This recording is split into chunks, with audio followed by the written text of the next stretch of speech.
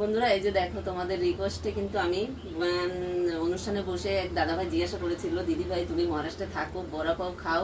আমি তখন বলেছিলাম দাদাভাইকে, না দাদাভাই আমি দোকানের কেনা খাই না, আমি বানিয়ে ঘরে খাই। কিন্তু এই যে আজকে আমি বানাচ্ছি, তার জন্য আমি ভিডিওটা করছি, একটু দেখতে থাকো সবাই মিলে।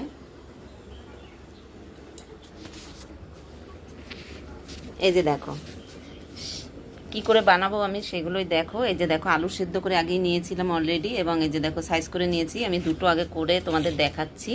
আর এখানে এই যে বেসনটা দেখো গুলিয়ে নিয়েছি, এতে নুন দিয়েছি সামান্য, আর জল দিয়েছি আর একটু দিয়েছি, দাঁড়াও।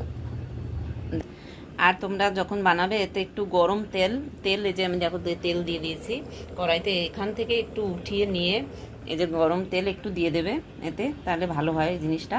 আর এখানে এই দেখো আলুটা যে সেদ্ধ করে নিয়েছিলাম, সেটা কিন্তু আমি জল দিইনি, আগে সেদ্ধ করে নিয়ে তারপরে এটাকে বেশি করে ধনেপাতা এবং কাঁচা লঙ্কা থেতো এবং রসুন থেতো এবং দিয়েছি, একটু নুন দিয়েছি স্বাদ অনুযায়ী। একটু ঝালটা বেশি দিতে হবে, আমরা যেহেতু বাঙালি ঝাল বেশি খাই।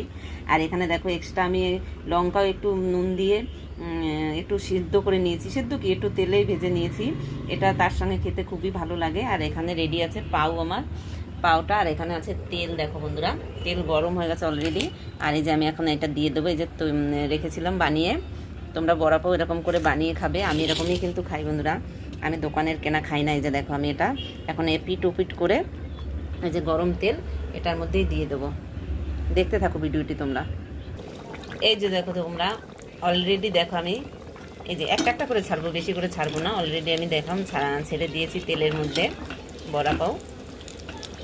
জানি না দোকানের মতো হবে কিনা, জানি না বন্ধুরা। একটু ভালো করে ভেজে নেবো, একটু ভালো করে ভাজতে হবে, নাহলে ভিতরটা কাঁচা থেকে যাবে। এই যে দেখো বন্ধুরা, আমার তো খুবই আনন্দ লাগছে, দেখো বড়া পাও কি সুন্দর হচ্ছে, আমার খুবই আনন্দ লাগছে। কেননা আমি না কি বলবো তোমাদের, আমি খুব বানাতে ভালোবাসি এবং খাওয়াতেও লোককে ভালোবাসি, ঠিক আছে বন্ধুরা। এই জন্য দেখো আমি তোমাদেরকে, সেই দাদাভাই বলেছিল, দিদিভাই তুমি তো মহারাষ্ট্রে থাকো, তুমি বড়া পাও খাও তো, ওখানে তো ফেমাস বড়া পাও। আমি বলেছিলাম দাদাভাইকে, না দাদাভাই আমি খাই না, খাই অবশ্য, কিন্তু আমি যখন খাই তখন আমি নিজে ঘরে বানিয়ে খাই, ঠিক আছে। তখন আমি বলেছিলাম যে দেখো আমি যখন বানাবো তোমাদের সঙ্গে একটু শেয়ার করব, ওই জন্যই কিন্তু আমি এই দেখো করেছি সকাল সকাল। এই যে দেখো কত সুন্দর হয়েছে বন্ধুরা।